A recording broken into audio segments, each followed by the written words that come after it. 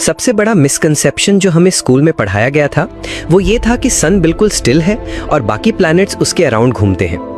ये हमें इसलिए बताया गया था क्योंकि अगर छोटी क्लासेस के बच्चों को डायरेक्टली बड़े लेवल की बातें समझा दी जाती तो उनके सर के ऊपर से निकल जाती। जैसे मैथ्स में स्टेप बाय स्टेप कॉन्सेप्ट समझाए जाते हैं, वैसे ही यूनिवर्स के कॉन्सेप्ट्स भी सिंप्लीफाई करके पढ़ाए गए। लेकिन असल में यूनिवर्स एक फ्लैट शीट नहीं है जिसमें ऑब्जेक्ट्स बस रखे हुए हैं। हर चीज मोशन में है। अर्थ अपने एक्सिस पर स्पिन करती है 1670 किलोमीटर पर आवर की स्पीड से और साथ ही सन के अराउंड रिवॉल्व करती है 1,07,000 किलोमीटर पर आवर की स्पीड से। और यही नहीं, हमारा सन भी 70,000 किलोमीटर पर आवर की स्पीड से मूव कर रही है। और सिर्फ अर्थ ही नहीं, पूरा सोलर सिस्टम सन के साथ मूव कर रहा है। लेकिन इंटरेस्टिंग बात यह है कि हमारा पूरा सोलर सिस्टम भी स्पेस में ट्रैवल कर रहा है और सन खुद अपने गैलेक्टिक प्लेन में मूव कर रहा है। मिल्की वे के सेंटर में एक सुपर मैसिव ब्लैक होल है जिसकी ग्रेविटी के चक्कर में हमारा सोलर सिस्टम रिवॉल्व कर रहा है। एक ऑर्बिट कंप्लीट करने में लगते हैं लगभग 230 मिलियन ईयर्स। यानी जिस पॉइंट से हम अभी ट्रैवल कर रहे हैं वही पॉइंट 230 मिलियन साल पहले डायनासोर्स भी क्रॉस कर चुके थे। और यहाँ ट्विस्ट ये है कि सिर्फ सोलर सिस्टम ही नहीं, हमारी पूरी मिल्की वे गैलेक्सी भी मोशन में है और वो ट्रैवल कर रही है लगभग 390 माइल्स पर सेकंड की स्पीड से।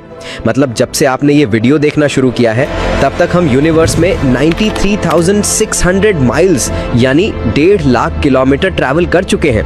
अब सवाल ये है, हमारी गैलेक्सी जा कहाँ रही है? आंसर है एक मिस्टीरियस रीजन जिसे कहते हैं द ग्रेट अट्रैक्टर। ये सिर्फ हमारी गैलेक्सी को नहीं बल्कि आसपास के एक रीजन की लगभग 1 लाख गैलेक्सीज को अपनी तरफ खींच रहा है।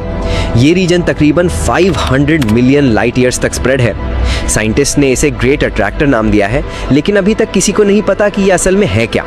हमारे most powerful telescope James Webb telescope भी इसे डायरेक्टली ऑब्जर्व नहीं कर पाते क्योंकि इंटरस्टेलर डस्ट और कॉस्मिक क्लाउड्स हमारा व्यू ब्लॉक कर देते हैं। ये एरिया जोन ऑफ अवॉइडेंस कहलाता है और ग्रेट अट्रैक्टर इसी के पीछे छुपा हुआ है। सोचो कितना अमेजिंग है कि हम अर्थ की सरफेस पर खड़े हैं और बिना फील किए लगातार यूनिवर्स में मोशन में है। हर इंसान अपनी लाइफ में जितना डिस्टेंस कवर करता है वही उसकी एक पर्सनल कॉस्मिक जर्नी होती है। और जब बात आती है यूनिवर्स के ओरिजिन की तो सबसे ज्यादा डिस्कशन होता है बिग बैंग थ्योरी पर। बहुत लोग गलत समझते हैं कि बिग बैंग क्रिएटर यानी गॉड की एग्जिस्टेंस को डिनाई करता है, लेकिन असल में बिग बैंग सिर्फ ये एक्सप्लेन करता है कि यूनिवर्स एक स्पेसिफिक प्रोसेस से एग्जिस्टेंस में आया। कुछ भी अपने आप नथिंग से स्टार्ट नहीं हो सकता, एक क्रिएटर का होना जरूरी है।